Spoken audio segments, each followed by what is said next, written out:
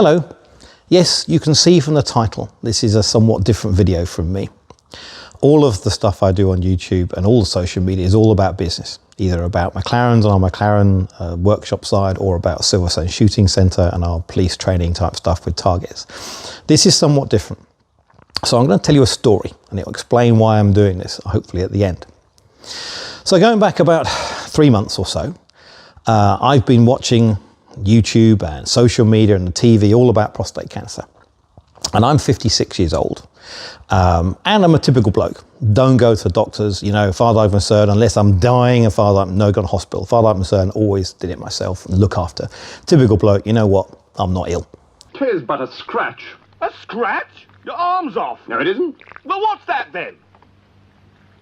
I've heard worse. But after seeing all this social media and all the celebrities having prostate cancer, I thought, you know what, 56 years old, I'm going to go and get myself tested. So I went down to my local doctors in Brackley and I went to the receptionist and I said, hello, I'd like to have a PSA test. Now, PSA, for those you don't know, is a test of the enzyme in the blood, which is created by the prostate gland, which, lucky for you ladies, you don't have, only most blokes have. It's a small gland, it creates this enzyme, and you're measured by the level of your PSA, which I'll explain in a second, in your blood. And I went to reception, I said, hello, can I have a PSA test, please? And the receptionist said, why? And I said, well, I'll keep reading about it, I'm 56 years old, I'd like to get tested. And it wasn't quite an argument, but let's say I had to be fairly persuasive in my request. I have no symptoms, and I had no symptoms. In fact, I'm not even going to cover the symptoms in this video, because as far as I'm concerned, as a typical bloke, we are too related to the idea, there's a symptom, something wrong with me, get it tested. I have no symptoms, nothing at all. I had no issues in terms of weeing or going to bed or going to sleep or everything else, anything you want. The whole load of symptoms, you Google symptoms, prostate cancer, not that I want you to, I had none of them, but I wanted to get tested. So a little bit of argument with the receptionist, eventually booked me in for a prostate test, a PSA test. Now PSA, the different levels. So I'm 56 years old. So the level for my age, between 50 and 60 is 3.5, below 50, 2.5, above 60, 4.5. And I'm not going to go into the huge details of it. You can Google all that till the cows come home. But the fact is, it was a test to have. Now, I'll be honest with you, it was a simple blood test. I had to have a urine test as well, just to assure I have no urinary tract infection. And I had to avoid any exercise or sexual activity before the test. Now, 56 years old, that's not that hard for me. That's what she said. But so I went in for the test. And 3 or 4 days later on, I got a test and I was advised to come in. So I thought, okay, fair enough. I came in and they said, John, your level is 3.6. Okay, it's borderline. It's just over the 3.5 we'd expect you to have, but it's above that rate. We want to test you again just to make sure. At this point in time, I wasn't concerned. I'm slightly over, no big deal. What the hell? It's only a blood test. They took another syringe of blood out of me a week later, and again I get the message. And this time I got a phone call saying, I don't know who you are. Hello, John, can you come in? We need to see you again. Now, I will admit I was slightly more concerned at that. And I go in and they say, we've done the test again and it's 3.9. Now, I again raise the question, is this an issue? And it's all, you're elevated, but it's something to look into. Now, as you get older, your PSA level will go up naturally because your prostate gland, which I'm sure we'll put some graphics out there explaining the detail of it, does grow as you get older. It's a natural consequence. And as it grows, it creates more. But in that realm, that 3.5 I should be under, I was over that. So they tested again. So they said, okay, right, we've had 2 raised level tests. The next thing to do is to go and do an investigation on it. Now, here's where it gets the bit of times interesting. So I was discussing it and I said, oh, having a prostate test. And yes, it does involve a doctor putting their fingers up your arse to feel your prostate gland. Now, I will admit, my arse is a one-way street. As far as I'm concerned, it only goes one way up there. And so the idea of some man putting his fingers up there wasn't something I was really overly keen on doing. But I was doing making sure I'm healthy, and all this internet stuff about PSA tests. I thought, you know what, got to be here, haven't I? Now, I will admit, you know, I'm sure there are my gay viewers here going, it's fine. But for me, that's not something I've done. So I was a bit nervous. So I go into doctors and I will admit, my doctor was half my age, and I did my best to make light of the situation. You know, sitting down and saying, shouldn't we talk and get to know each other first, this kind of stuff? Forget it, all right? Doctors have no sense of humour when it comes to putting fingers up bums. And even the things after saying, can you make sure you count your rings if you still got your watch? Nothing. They have no interest in this humour, trust me, or at least my guy didn't. Anyway, so you roll down, you lie on your side, you put your knees to your chest, he greases himself up and he sticks his fingers up your ass to feel your prostate. And yes, was it uncomfortable? Yes. Was it painful? No. Was it something I wish to repeat? No. And what he's doing is he's putting his fingers up there and he's feeling the surface of the prostate to feel how big it is and feel if it's rough. Now, I don't know about you, but it takes me quite some time to feel if something's rough or not, you know. But he was up and down there quicker than you could blink. And I guess he wanted least time up my arse as possible, which I imagine is probably sensible. But he came back and said, yeah, bit bigger than I like. So, and the surface feels smooth, but it's bigger than we expect. I think we need to get you onto the next stage testing. Now, I will admit, at this point in time, I did get worried.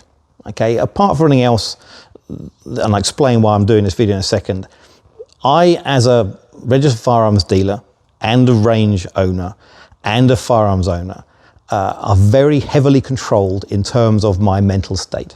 So if I'm depressed, for example, that is grounds for me to remove all of my licenses because of the fear to the public. So I was wary and I did what I thought was the right thing to do, is I contacted my firearms inquiry officer, I contacted the local police and said, to let you know, I've had some dodgy tests about potential cancer, prostate cancer. I'm perfectly fine, but I want to raise that process with you, and I explained that to the range master of the club members here as well. The right thing to do. And they said, fine, thanks, John, let's know, no big deal. But I must admit, at this point in time, I was worried. And I did look at Google, and I became an expert like most people do. And the concern at that point in time was what happens next. So the next stage you have is an MRI test. An MRI, big metal tube, makes horrible banging noises, taking a view of your prostate to see if there's anything in there, any kind of polyps or something's there, to see if there's something that's concerned of. Now, it took about 2 weeks to get tested, and during that 2 weeks, I will admit, I probably overreacted a bit, and I said, you know what, I'm reassessing my life a little bit here. If I do have prostate cancer, I'm the only salary earner in my family, really, in terms of process, so I have an entire family reliant on me, and I have 10 members of staff who pay their mortgages. What would I do? And so I did over-extrapolate it a bit, but I decided, you know what, had the MRI test, go through, and it comes out there's nothing in there. Okay, so the title of this video is the answer is no, I don't have prostate cancer. What I do have is markers that suggest that prostate cancer is potential. So I am now what's known as on the cancer pathway. Now, I don't know about you, but pathway suggests to me it's a journey to get somewhere. So I don't like the phrase personally, but it means now I have tests more regularly to see how my PSA is doing, and ditto MRI test seeing it's there. So I'm looking at that process behind it. So I am delighted to say I don't have prostate cancer. However, so why am I doing this video? Now, I have two businesses. One is McLarens and tuning and racing and road cars, and the other one is shooting. I do shooting and I do training and I do police training, all kinds of bits, and I build targets. Now, with that particular set of businesses, the vast majority of my customers and the people I work with are middle-aged men in their 40s to 50s, because that's the demographic for shooting and that's the demographic for McLaren ownership. Not complete, I've got plenty of lady customers in both shooting and on McLarens, but in the majority of people I'm in contact with are middle-aged men. Now also, a lot of my suppliers, my paint shop, my tyre supplier, various places, they're all middle-aged men. It just happens to be that process behind it. So the situation here is I mentioned this to people, and not one of them had any idea about prostate cancer. They knew about it, they saw about it, they understood it, what's going on, but they didn't understand, and they didn't really pay attention to it. And none of them had even contemplated the idea of going and see the doctors about it. And I said, well, no symptoms at all, why have I bothered? So I thought to myself, if these guys haven't thought about prostate cancer and don't concern themselves about it, then perhaps lots of people who are in my position, middle-aged men, don't think about it. It's not about symptoms.